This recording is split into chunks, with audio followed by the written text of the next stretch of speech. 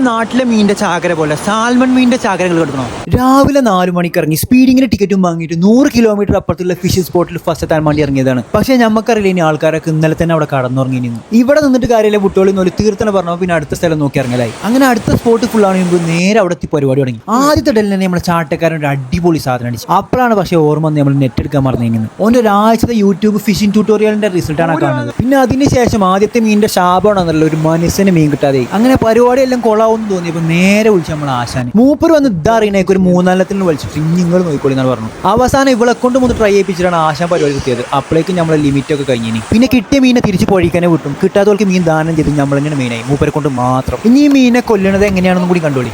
അങ്ങനെ കിട്ടിയ എല്ലാത്തിനും ക്ലീൻ ചെയ്ത് ടെസ്റ്റിനെ മീൻ വണ്ടി ആക്കിയിട്ട് നേരെ പാചകത്തിനുള്ള സ്പോട്ട് പിടിച്ചു. തണുത്ത് മരവിച്ച് നിൽക്കാൻ കൊണ്ട് ആദ്യം നമ്മളെ സാധനത്തിൽ നിന്ന് തുടങ്ങി. സാൽമണിന്റെ തൊലി ഊരി എടുക്കാൻ ഭയങ്കര സുഖമാണ്. ജസ്റ്റ് ചൂടുവെള്ളം ഒഴിച്ചു കൊടുത്താൽ മതി. ഇതും കൂടെ അലിന്റെ മീൻകറി പിന്നെ സോഫി തന്റെ സ്പെഷ്യൽ മസാലയിലെ സാൽമൺ പൊരി ഏത് നമ്മൾ ഐക്കോറ മൂട് സ്റ്റാർട്ടറും കഴിച്ച് ഫയറും സെറ്റ് ചെയ്ത് കഴിഞ്ഞപ്പോൾ രാത്രി അപ്പോഴേക്കും അലിന്റെ അടിപൊളി salmon curry ready with Kerala parotta.